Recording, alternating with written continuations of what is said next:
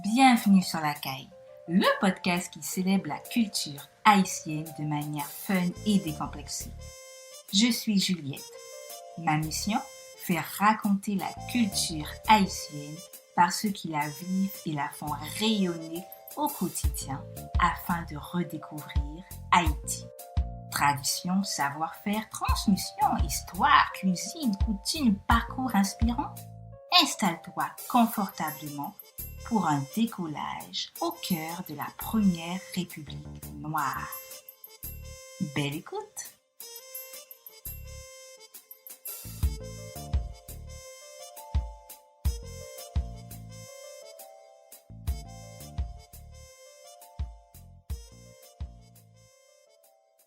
Savoir d'où l'on vient pour mieux savoir où l'on va. Cette phrase fait écho à une quête personnelle et parfois identitaire que ressentent certains enfants de la diaspora haïtienne dans la francophonie. Des questionnements sur leur histoire, des recherches, des moments de doute, mais aussi de joie lors de leur connexion à la culture haïtienne. Je suis Juliette, votre hôte sur ce podcast, le podcast La Caille, et aujourd'hui, j'ai le plaisir et l'honneur d'accueillir Gaëlle Saint-Hubert afin d'échanger sur son parcours personnel et son besoin de revenir aux sources pour en savoir plus sur la culture haïtienne. Bienvenue dans votre nouvel épisode. Hello Gaëlle, comment vas-tu? Salut Juliette, très bien et toi? Oui, ça va. Merci Gaëlle d'avoir accepté notre invitation. Merci à Et toi. avec plaisir. Et avant de commencer, euh, peux-tu nous en dire plus sur la phrase que j'ai citée dans la petite introduction, savoir d'où l'on vient pour mieux savoir d'où l'on va. Je sais que tu l'as partagée sur ton TikTok, on le verra un peu plus Oui. tard. D'emblée, ça t'évoque quoi cette phrase? Alors, savoir d'où l'on vient pour savoir où l'on va, pour moi, ça veut dire beaucoup de choses. Déjà, ça fait référence à mes origines haïtiennes, à ma culture. Donc, depuis que je suis toute petite, je sais que je suis d'origine haïtienne, mais petite, je ne savais pas forcément ce que ça voulait dire. Et c'est en grandissant que j'ai commencé à m'intéresser, à lire des livres, à regarder des vidéos sur l'histoire d'Haïti. Et à questionner mes parents. Donc, en fait, c'est vraiment une introspection, c'est une quête identitaire que j'ai envie de faire. Je ressens énormément le besoin de faire en ce moment. Et donc, voilà, j'ai vraiment besoin de savoir d'où je viens en profondeur pour comprendre où je vais et comment faire perdurer ces traditions haïtiennes, cet héritage, en fait, tout simplement. Super, merci beaucoup pour ton explication, Gaëlle. Et pour ceux qui ne te connaissent pas encore, est-ce que tu peux prendre le temps de te présenter, s'il te plaît? Bien sûr, alors je m'appelle Gaëlle, j'ai 28 ans. Je suis née en Île-de-France, je suis d'origine haïtienne et petite, j'ai eu l'occasion de faire plusieurs voyages en Haïti. Et donc je suis tombée amoureuse d'Haïti, de ma culture, de mes origines haïtiennes et j'ai créé un compte TikTok justement pour parler de cette culture haïtienne, la mettre en avant l'histoire de mes parents aussi, parce que c'est eux le lien direct à ma culture, on va dire. Donc voilà. Super. Et on mettra en lien du descriptif de cet épisode le lien de ton code TikTok afin que nos éditeurs puissent découvrir tout ton travail et ce que tu fais sur les réseaux sociaux. Moi, j'avais une question. Qu'est-ce qui t'a poussé notamment à documenter cette quête identitaire? Parce que tu aurais pu le faire et te dire, ben, c'est comme une histoire personnelle, ça m'aide à ma construction, je la garde pour moi, etc. Et ce qui a été intéressant lorsque j'ai découvert ton compte, c'est que tu documentes, tu partages, que ce soit la cuisine, tes conversations avec tes parents, spontanément, c'est du Mm. partage. Qu'est-ce qui l'a poussé à documenter cela? Ce qui m'a poussée à documenter ça, c'est vraiment, en fait, comme je t'ai dit, depuis petite, je voyage en Haïti et euh, et j'ai pas retrouvé cet Haïti-là quand je regardais, par exemple, les infos sur Haïti, quand je faisais des recherches sur Internet, je retrouvais pas vraiment cet aspect que je trouvais aussi positif. Donc c'est beaucoup une image négative qui est véhiculée.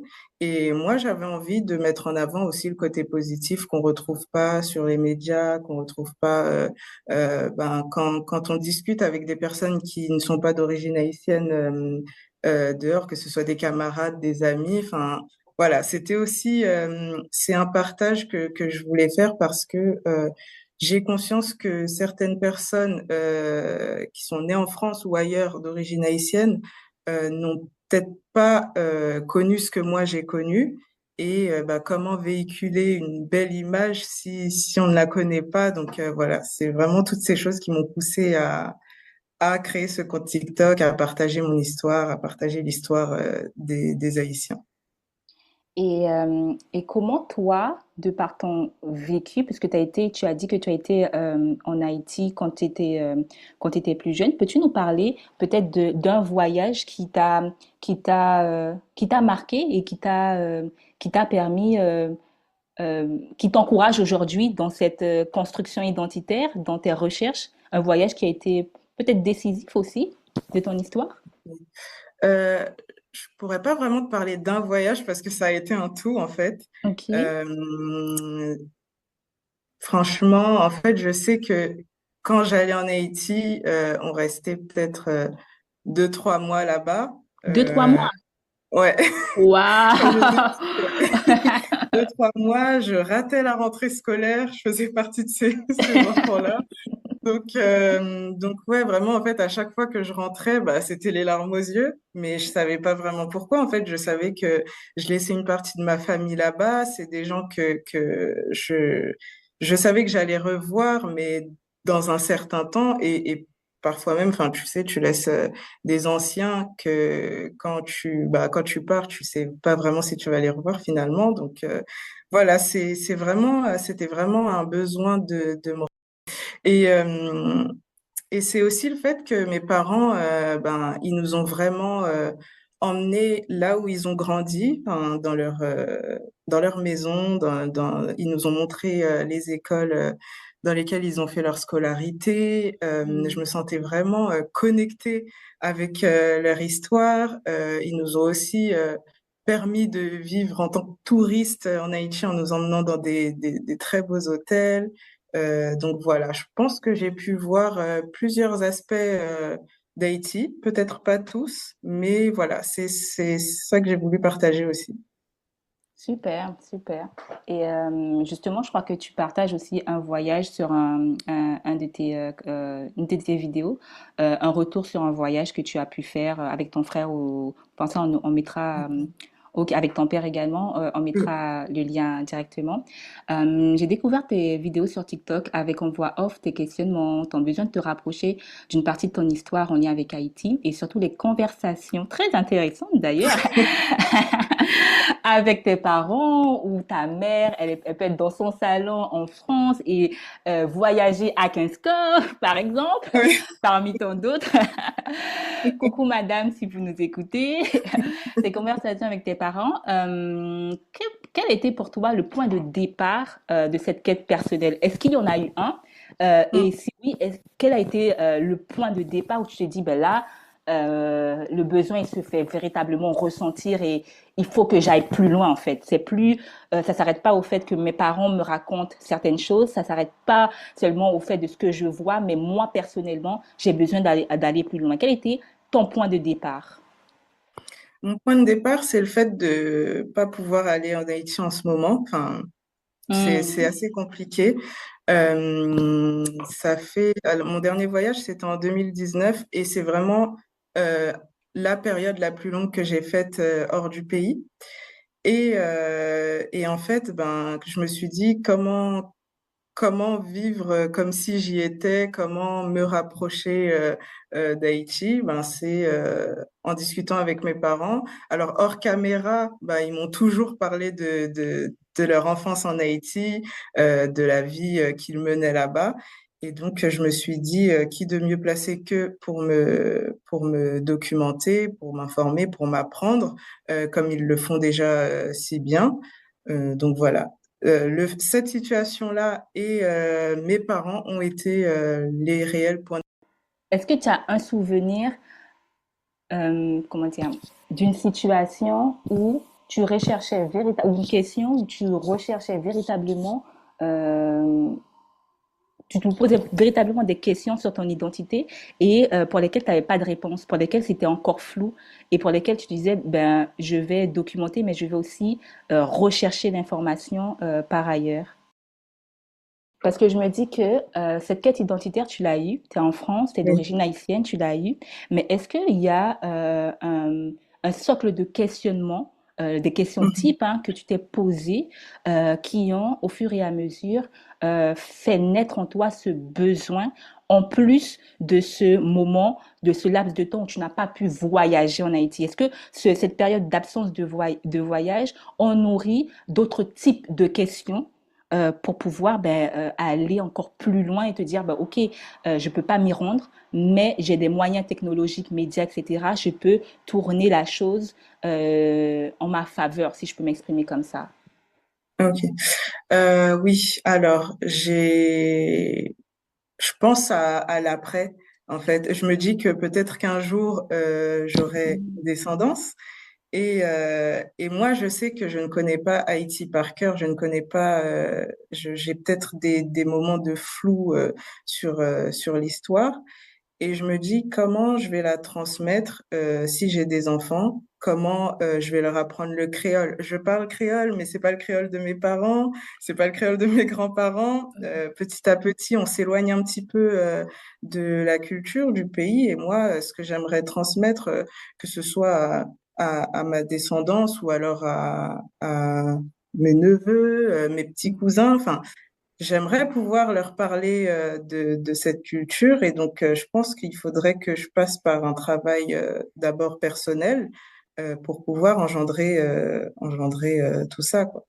Donc, du coup, le besoin de transmettre, la question de la transmission s'est posée à un moment donné qui t'a permis de te motiver davantage dans ton projet et d'y arriver. C'est bien ça. Oui, c'est ça. C'est D'ac- complètement ça. D'accord. Dans une de tes vidéos, on va parler un peu plus de détails sur tes découvertes. Comment tu fais, tu dis que, comment par exemple tu as appris le créole haïtien? Même si tu dis que tu ne lui parles pas comme tes parents, mais comment par exemple tu as appris le créole haïtien? Alors, mes parents nous ont toujours parlé créole. Ok, Donc là, ça me faisait une bonne base. ok. Ensuite, ben, j'écoute énormément de compas, donc ça aide aussi les petites formulations ou alors les proverbes. On en a pas mal dans les chansons. Et ben, il y avait aussi le fait de pouvoir communiquer avec mes proches quand j'étais en Haïti. Par exemple, ma grand-mère qui n'est plus là aujourd'hui, ben, j'avais envie aussi de partager quelque chose avec elle. Elle parlait pas français, donc c'était à moi de faire l'effort L'effort. de parler créole pour qu'elle puisse me comprendre, pour que moi je puisse la comprendre.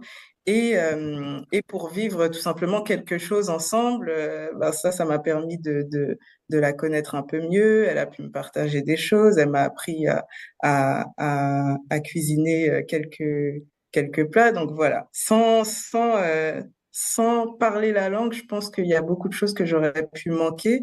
Et puis même si je suis pas en Haïti aujourd'hui, on a encore de la famille là-bas. Quand on les appelle, ben, je continue à parler créole. J'essaye de faire en sorte, pardon, de pas perdre la langue. Bon, après, c'est assez facile parce que mes parents la parlent tout le temps, mais bon, à la base, ça venait de là. D'accord. Donc, du coup, il y a le créole haïtien. Il y a aussi Ouais. la cuisine haïtienne, parce que dans une de tes vidéos, tu dis, je cite bien, hein, je suis Ouais. haïtienne et je ne sais pas cuisiner haïtien. Pas encore. Bienvenue dans ma série C'est où ça. j'apprends à cuisiner la meilleure nourriture au monde. Passage obligatoire dans ma quête identitaire. Qu'en est-il aujourd'hui de ton apprentissage culinaire? De la cuisine concernant la cuisine haïtienne, justement. Bah écoute, j'apprends encore. Euh, J'essaye de prendre note de tout ce que ma mère me montre aujourd'hui. C'est une cuisine que... Alors, faut savoir que ma maman et ma grand-mère ont une très bonne réputation en termes de cuisine. Et donc, ça me met un peu la pression. C'est pour ça que je me dirais jamais, voilà, je connais par cœur, enfin, je connais les Mhm. recettes par cœur, je cuisine parfaitement bien la nourriture haïtienne. C'est une certaine pression que je me mets, mais j'apprends. Et mon but ultime, c'est de pouvoir cuisiner sans avoir de vidéo YouTube à côté, maman à côté, ou alors mes petites notes. Waouh! Et est-ce que tu, pareil, sur la quête, sur ta quête identitaire personnelle, est-ce que tu documentes ce que tu apprends, la transmission par rapport à tes parents, par rapport à ce que tu peux voir sur YouTube? Est-ce que tu documentes ou on sait très, pour certaines mamans haïtiennes, tout est dans la tête et donc du Ouais. coup, et donc du coup, voilà, la documentation via du papier, c'est pas forcément un outil qu'elles utilisaient. Comment toi tu procèdes aujourd'hui pour te dire, ben, je sais pas, la traditionnelle soupe joumou, je veux l'année prochaine la refaire sans problème, ou je sais pas, un plat typique de ta région, de la région de tes parents, je veux avoir à ressortir à ressortir ce plat sans forcément ressortir mes notes. Comment toi tu parviens à documenter, à alimenter cette connaissance précieuse qu'il te donne? Écoute, c'est très compliqué parce que j'ai pas une grande mémoire. Donc, comme je te l'ai dit, avec mes petites notes, avec les vidéos, ou alors, bah, c'est à force de voir ma mère cuisiner, finalement, je me dis que ça finira par rentrer finalement. Donc voilà, c'est en cours d'apprentissage en fait, hein. Super, super. On attendra la vidéo sur une prochaine soupe jumeau que l'on partagera avec plaisir à nos auditeurs. Quel souvenir as-tu de ton enfance et du lien que tu recherchais peut-être inconsciemment sur la culture haïtienne? Je te l'ai posé cette question tout à l'heure, mais est-ce que, par exemple, la quête identitaire que tu as personnellement, tu la retrouves, on a vu que tu avais ton frère dans ta famille, tu la retrouves, ces mêmes questionnements, ce sont ces questionnements que se pose peut-être ton frère et que tu peux travailler, faire en sorte que ce soit une quête identitaire collective et pas forcément personnelle. Comment tu arrives à jongler entre toi, ta recherche personnelle et aussi peut-être une recherche aussi plus collective que peuvent représenter les questions de tes proches, de tes cousins ou sinon de ton frère le plus proche? Qu'en est-il de ça? Bah c'est en fait, je pense que dans ma famille, enfin en tout cas mes frères et sœurs, on se pose tous cette question-là de savoir d'où on vient, comment nos parents vivaient. Je pense que c'est important pour notre propre construction. Et en fait, ben, comment on le manifeste? Ben, quand on est, par exemple, dans un repas de famille, par exemple, mon grand frère, il adore cuisiner et il adore la cuisine haïtienne. Donc, quand ma mère fait à manger, il la questionne énormément sur comment elle a fait ses épices, comment elle a fait son riz de jonjon. Je trouve que enfin, lui, il s'informe à sa façon. Mhm. J'essaye de le faire aussi à travers la cuisine. C'est aussi, ça passe aussi par le fait qu'on se remémore énormément nos voyages en Haïti. On se remémore ben, tout ce qu'on a pu vivre, que ce soit en Haïti ou ici. Par exemple, je sais qu'à l'époque, on recevait tout le temps, tu sais, les cassettes du Oui, carnaval de l'année, en fait. oui. Mhm. Et bah pour rester connecté à tout ça, on mettait les cassettes, on vivait le carnaval, même si c'était pas à l'instant T, mais on le vivait quand même. On recevait aussi les DVD des films récemment sortis. Donc voilà, on se pose pas mal de questions. On n'a plus cet aspect-là où on reçoit la communication d'Haïti et on la vit. Je sais pas si tu vois exactement ce que je veux dire, mais aujourd'hui, par exemple, on n'a plus ce côté carnaval qui nous fait vivre bah, ce qui s'est passé euh, pendant le carnaval en Haïti. Les films, je sais pas s'il y en a eu des nouveaux, mais en tout cas, j'en entends plus parler comme avant, alors qu'avant, j'étais beaucoup moins connectée, j'étais plus jeune. Internet, c'était pas ce que c'est aujourd'hui. Mhm. Donc Notamment, voilà. notamment je sais pas si tu as connu aussi les films avec Anne et Ouais, Tonton Bichat, les ouais, I références. Love You. Exactement, c'est le classique, classique en termes de film haïtien. Donc oui, c'est tout ça. Aujourd'hui, je me dis, ben, on n'a plus tout ça.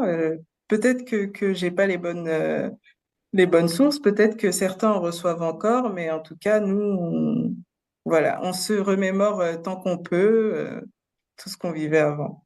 Et est-ce que tu as parlé de cassettes, notamment pour le carnaval? Est-ce que aussi tu as aussi connu à travers tes parents des cassettes audio avec les messages de membres de la famille? Et toi, Oui. et quel est ton regard? Est-ce que tu peux nous dire ton regard lorsque tu écoutais ça plus jeune et ton regard maintenant avec l'évolution de la société? Ben, je trouve ça incroyable déjà qu'ils aient pu trouver un moyen de communication pour rester en contact. Euh, Moi, je me rappelle que, enfin, pour moi, c'était vraiment incroyable d'entendre déjà la voix de ma grand-mère alors qu'elle était en Haïti et de me dire elle a pris le temps d'enregistrer cette cassette pour l'envoyer à ma maman pour qu'on puisse rester en contact, rester liés. C'était super beau, je trouve. Et aujourd'hui, ben, je trouve ça quand même d'autant plus beau parce que là, tu peux avoir un contact direct avec la personne alors qu'elle est à des milliers de kilomètres de toi. Hmm. C'est, c'est vraiment, non, c'est, c'est vraiment pratique. Oui, oui, super. Waouh. Et on va revenir sur une période de ton histoire, si je peux m'exprimer comme ça, concernant le test ADN que tu as pu faire. Si je me Mm, trompe pas, c'est en 2019, c'est bien ça? c'est ça. C'est ça. Donc, comment peux-tu nous raconter cette expérience? D'où t'est venue l'idée? Quel a été le processus que tu as mis en place et que gardes-tu en termes de cette expérience concernant ton test ADN? Que gardes-tu sur ton avancée, sur tes questions, voilà, sur ton cheminement personnel? Alors, le test ADN, je l'ai fait vraiment, c'est quelque chose que j'ai toujours voulu faire. On nous dit souvent que les Haïtiens viennent d'Afrique Hmm, et je pense que c'est quelque chose enfin, ça me suffisait pas en termes de réponse. L'Afrique, c'est grand.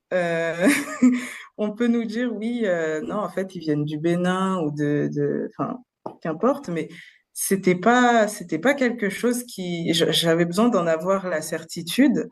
Et en fait, dans un premier temps, c'est ce qui m'a poussé à faire le test ADN, c'est que je voulais vraiment savoir qui était l'Haïtien.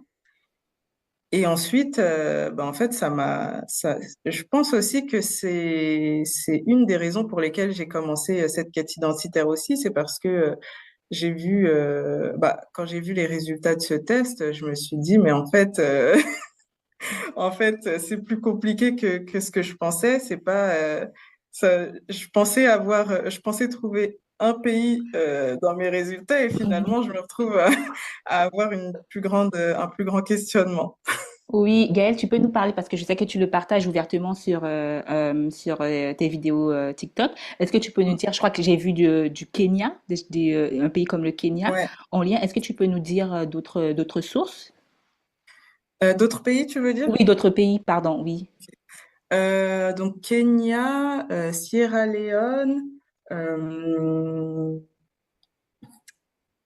alors, il y avait à un moment, ça m'a vraiment précisé une tribu, donc Maasai. Je saurais pas t'en dire plus parce que je me Oui. suis pas assez informée sur cette ethnie-là.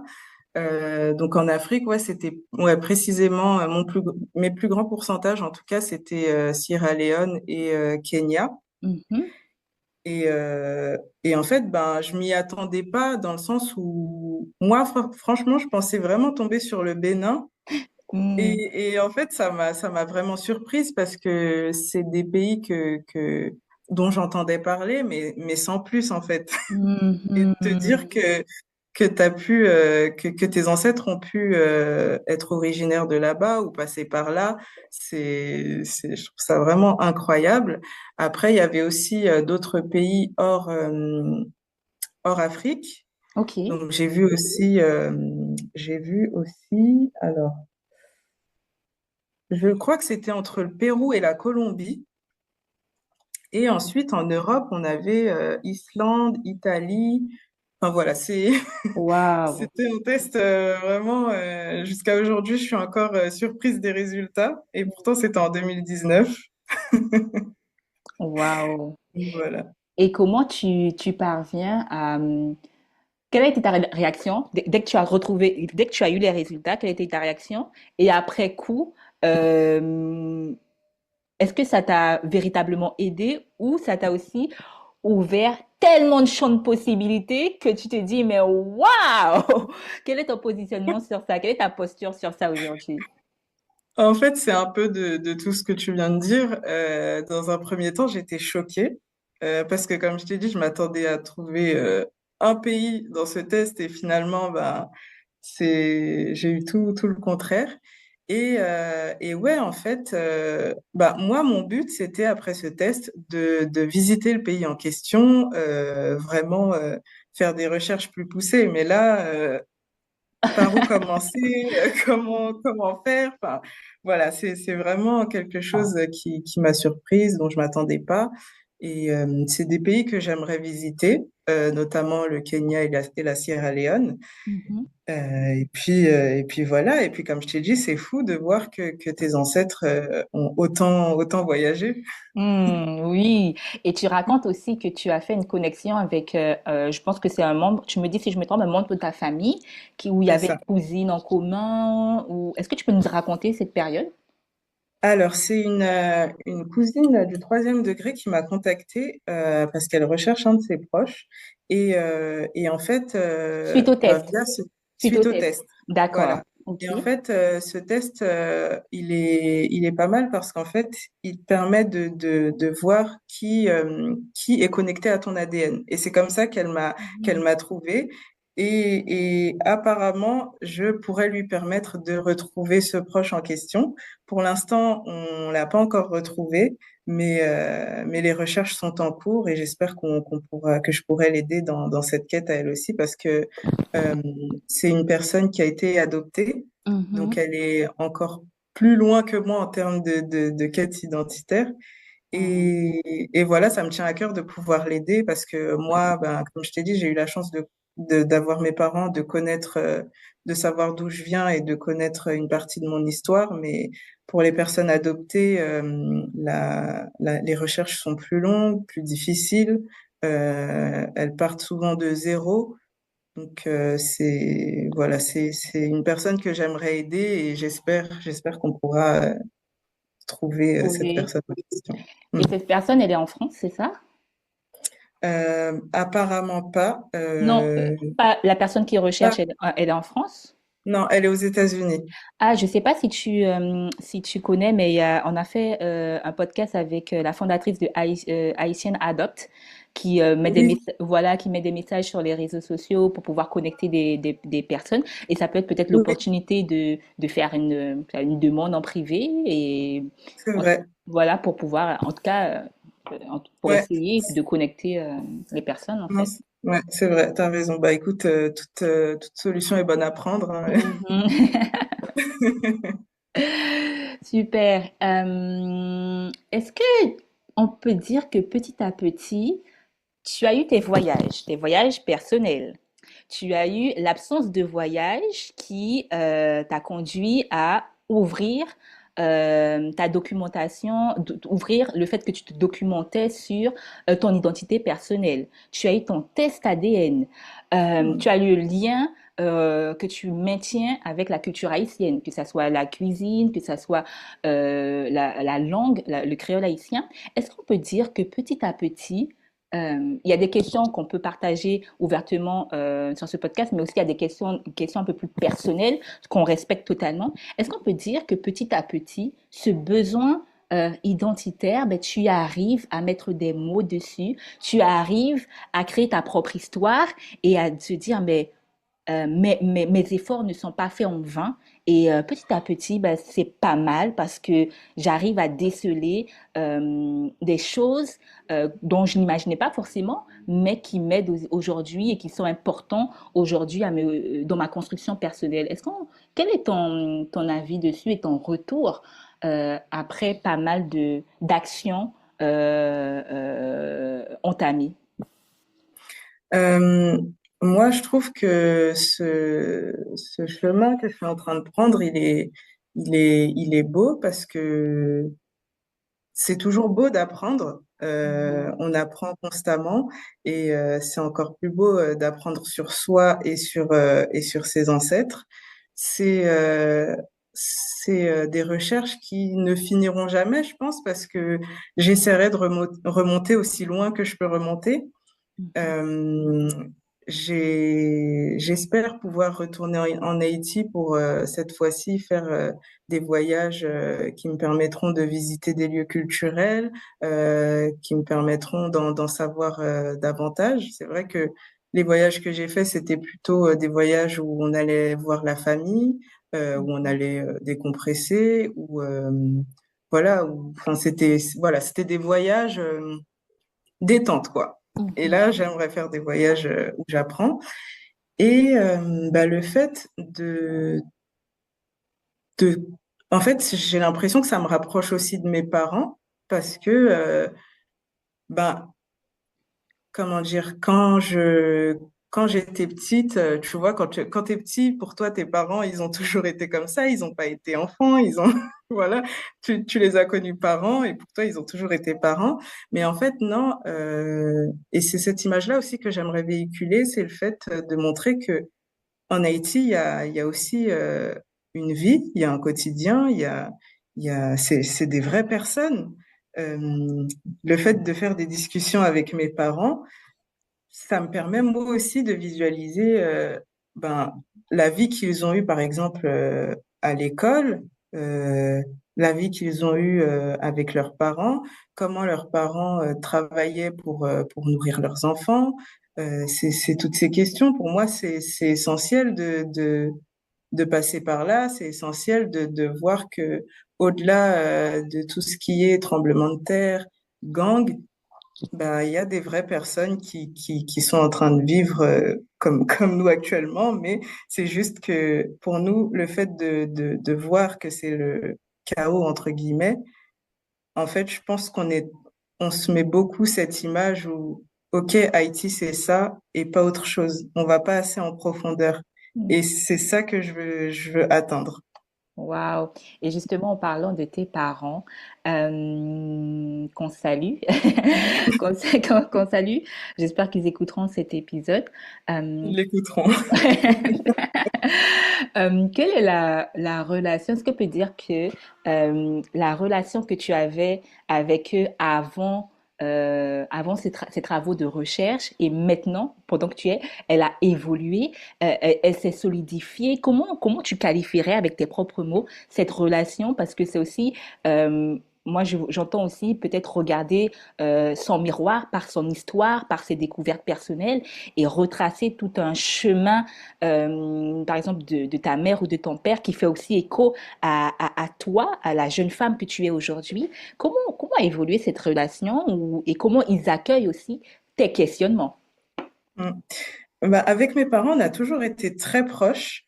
Euh, et je pense que ce projet-là, il nous a quand même assez rapprochés parce que bah, plus jeune, j'écoutais leurs histoires avec une petite oreille, on va dire, parce que je comprenais, enfin, j'avais pas encore, je comprenais pas encore comment m'identifier à leur histoire.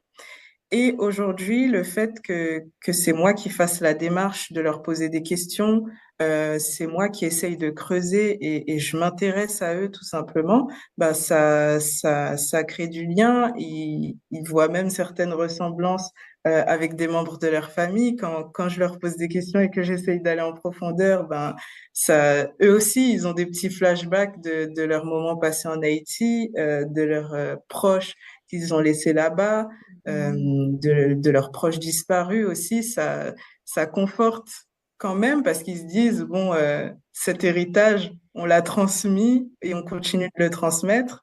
Et je pense qu'ils sont assez fiers quand même de voir que certes, on a une culture, on a été élevé à la française, mais on garde quand même les pieds sur terre et on sait que avant nous, il y avait d'autres personnes et il y avait une toute autre culture.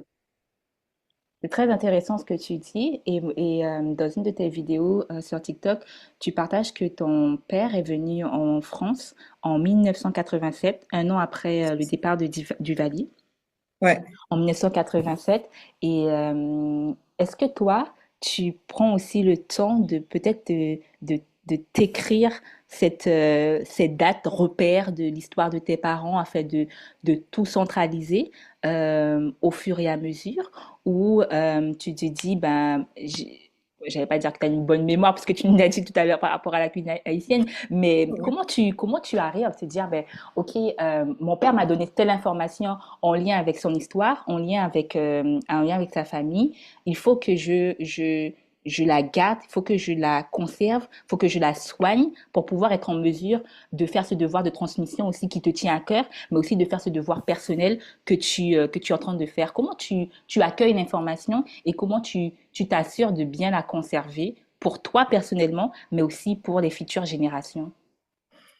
Le fait de documenter tout ça dans des vidéos TikTok, je me dis que ça me permettra de laisser une trace, entre guillemets, notamment pour mes proches. Et puis même, ça fait toujours plaisir de revenir dessus et de se dire, ah oui, c'est vrai que ils sont passés par là, ils ont fait telle ou telle chose. Et moi, ma démarche, c'était de remonter d'aujourd'hui à mes parents, enfin Mhm. l'arrivée de mes parents en France. Et puis, il y a aussi le fait que je me suis documentée sur la culture haïtienne, sur l'histoire d'Haïti, sur l'indépendance, etc. Et en fait, c'est des dates ou des moments de cette histoire que je gardais chacune de leur côté.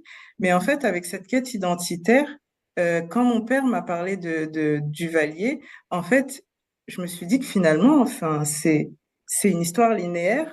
Il y a chaque moment a un lien et c'est pas des pièces détachées les unes des autres. Donc ça, c'est un chemin que, comme je t'ai dit, je continue de faire pour pouvoir relier tous ces moments cruciaux dans l'histoire d'Haïti qui m'amènent aujourd'hui à ma propre histoire. D'accord. Et donc, du coup, pour ouvrir un peu plus, de par cette histoire personnelle, on arrive à des liens créés avec l'histoire d'Haïti qui t'ouvrent à chaque horizon d'autres possibilités de te connaître un peu plus, mais aussi à travers l'histoire d'un pays, d'une région et autres. C'est bien ça? Oui, c'est ça, ouais, ouais. C'est super intéressant, c'est super intéressant. On a parlé un peu d'histoire d'Haïti, de la cuisine haïtienne, du créole. Est-ce qu'il y a d'autres aspects de la culture haïtienne notamment que tu aimerais découvrir et que tu dis, bon, c'est vrai que je suis pas sur place, mais ça me manque quand même ou est-ce que tes questionnements sur la culture haïtienne, elles sont de quel ordre aujourd'hui? Euh, Tes autres questionnements, puisque tu as déjà entamé ta démarche personnelle. Ben, mes autres questionnements, comme je l'ai dit tout à l'heure, j'aimerais pouvoir voyager en Haïti, mais cette fois-ci pour découvrir des lieux historiques, Mhm. plutôt faire un voyage culturel, on va dire. Et puis tous les aspects de la culture haïtienne que tu viens de citer, c'est des aspects que je connais, mais que j'aimerais vraiment Expérimenter? approfondir. Ouais. Hmm. Expérimenter, approfondir. Je veux vraiment être calée sur tous mes sujets, en fait. Waouh! Waouh! Waouh! Euh, Parce que j'ai vraiment envie que demain, par exemple, si j'ai un petit cousin ou une petite cousine qui me dit oui, mais enfin qui me pose telle ou telle question, je veux mhm, pouvoir y répondre, même si je l'ai pas vécu directement. mhm. C'est important pour moi de pouvoir apporter ces réponses parce que c'est l'image aussi qu'on va véhiculer euh, auprès des autres pays d'un point de vue extérieur.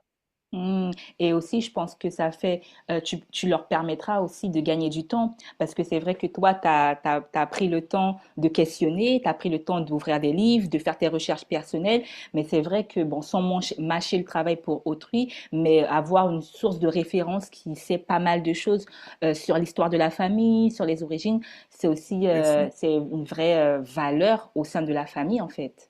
C'est ça, c'est exactement ça. Je trouve que c'est vraiment important. Et, euh, et oui, certes, il faut faire les recherches, mais, euh, mais pour moi, c'est facile de dire et de lire, oui, Haïti est le premier pays noir à avoir pris son indépendance. Il faut comprendre aussi l'information qu'on répète machinalement. Mhm, mhm. C'est aussi. Et aller au-delà parce que on peut pas aussi se contenter de répéter ce terme. Bon, oui, on est le premier président. À un moment donné, il faut aller au-delà, comme tu l'as dit, sur OK, ben comment ça s'est fait, qu'est-ce qui s'est passé, les figures emblématiques, etc. C'est Euh, ça. Est-ce que tu as un message pour, puisque on voit aussi que tes parents sont véritablement une pièce centrale dans cette démarche. Est-ce qu'aujourd'hui, tu as un message à leur transmettre à travers cet épisode, à leur partager surtout avec tes propres mots? Et si oui, quel est ton message? Alors, bah, déjà, j'aimerais les remercier, mes parents, parce que ils ont fait, pour eux, c'était pas un effort, mais ils nous ont permis de nous connaître, de Mhm. les connaître et de connaître nos ancêtres. Moi, mon premier voyage en Haïti, je l'ai fait, j'avais peut-être 9 mois. Wow. J'avais même pas un an en tout cas. Euh, ils, ils ont toujours voulu nous raccrocher à nos racines. Et je sais que beaucoup de personnes n'ont pas eu cette chance. Je rencontre souvent des personnes d'origine haïtienne comme moi qui me disent, oui, j'ai fait un seul voyage en Haïti, j'avais 2 ans, ou alors non, j'y suis jamais allée. Je trouve que de ce point de vue-là, moi, j'ai eu de la chance. Moi, faut savoir que mes parents, quand ils sont arrivés en France, ils se sont dit, OK, on se donne 10 ans, on construit notre pied-à-terre en Haïti et on y retourne pour élever nos enfants. Finalement, ça s'est pas passé comme ça, mais aujourd'hui, grâce à eux, je peux pas dire que je connais pas ma culture, je peux pas dire que je parle pas créole, je peux pas dire que je ne me connais pas. Donc, c'est pour ça que j'aimerais leur dire merci parce ils ont fait cette transmission et ils m'ont donné les clés pour que moi, je puisse faire perdurer tout ça. Moi, j'ai envie d'applaudir là, franchement. J'ai envie de- C'est trop beau. Non, j'ai envie d'applaudir parce que je pense que j'espère qu'ils seront émus en écoutant ces mots parce que je trouve que ce devoir de transmission, c'est pas un acquis, c'est pas donné à tout le monde. Faut pas le prendre comme un acquis et c'est vrai que tu dis dans tes mots, pour eux c'était pas forcément un effort, mais pour toi aujourd'hui dans ta construction, ça représente beaucoup et Ouais. ça fait écho aussi à la phrase qu'on a vue en début d'épisode, savoir d'où l'on vient pour savoir où l'on va et bravo, bravo, félicitations madame et messieurs. Et aujourd'hui on sait que avec tout ce qui se passe aussi dans le monde, avec toute cette question identitaire que peut avoir une personne, hein, jeune ou moins jeune, sur son identité, sur son histoire, sur le parcours, sur son parcours personnel. Quels sont je sais pas, des conseils, mais aussi un retour que tu as à partager, un retour d'expérience que tu as à partager à peut-être une jeune fille ou un jeune homme qui dirait, mais ah oui, mes parents sont d'origine, sont nés en Haïti. Moi, je suis originaire de ce pays, mais je le connais pas, je connais pas mon histoire. Je sais pas par où commencer, mais j'ai ce besoin profond de me connecter à cette partie de mon histoire, à cette partie aussi de moi. Qu'est-ce que tu dirais, toi, en face de personnes ayant ce genre de questionnement? Alors c'est un cheminement qu'on peut pas faire seul, je pense. Comme je l'ai dit tout à l'heure, en tant qu'enfant issu de la diaspora haïtienne, le lien direct qu'on a avec Haïti, c'est nos parents. Si on a la chance de pouvoir avoir nos parents ou ne serait-ce qu'échanger avec eux, Je pense que c'est à eux, dans un premier temps, c'est vers eux qu'on doit se tourner, en fait, pour qu'ils puissent nous parler, ne serait-ce que de leur enfance, de leur vécu, de tout ce qu'ils connaissent sur Haïti. Moi, je sais que, par exemple, si demain, je veux aller en Haïti, je pourrais pas le faire sans une personne qui connaît le pays, notamment ben, mes parents. Je pourrais pas le faire sans mon père non plus parce que c'est notre chauffeur en Haïti. Mhm. Donc voilà, c'est de se rapprocher d'au moins une personne qui connaît et qui puisse donner ne serait-ce qu'une petite information. Et ensuite, ben, cette personne pourra te donner le contact d'une autre personne et tu vois, petit à petit, ça crée une chaîne et ça te mène à ton but, je pense. Super. Et merci beaucoup, Gaëlle, d'avoir répondu à nos questions. Est-ce qu'il y a quelque chose que tu aimerais ajouter, dont on n'a pas forcément parlé, mais tu trouves utile d'en parler? Est-ce qu'il y a quelque chose qui te vient en tête? Oui, ben, j'aimerais dire aux parents haïtiens de parler d'Haïti aux enfants. Mhm. Je sais que certaines personnes ont une image négative, ont peur d'y aller. Je vais pas inciter les gens à y aller parce que je sais qu'en ce moment c'est compliqué, mais il faut parler aussi du positif. Ça existe le positif en Haïti. Mhm. Euh, on n'a pas accès par exemple, des images, de belles images sur Internet. Donc, c'est à nous c'est aux parents et c'est à ceux qui connaissent de pouvoir véhiculer toute cette positivité. Il faut en parler, il faut dire que Haïti, c'est aussi des belles plages. Haïti, c'est une belle histoire, c'est des belles valeurs. Haïti, c'est un peuple, c'est un peuple persévérant, c'est un peuple fort, c'est beaucoup d'entraide. Voilà, c'est pas que les gangs, c'est pas que le tremblement, c'est pas que les kidnappings. Voilà, il faut pas avoir peur d'en parler et peut-être un jour d'y aller. Et je vais rebondir sur ce que tu as dit, Gaëlle. Tu parles du fait de pouvoir en parler, du fait de pouvoir libérer la parole auprès des parents haïtiens. Je suis également d'origine haïtienne et je sais que des fois la parole, euh, notamment vis-à-vis de nos parents, elle n'est pas facile à faire libérer Oui. de manière spontanée, de manière que ça soit véritablement ancré.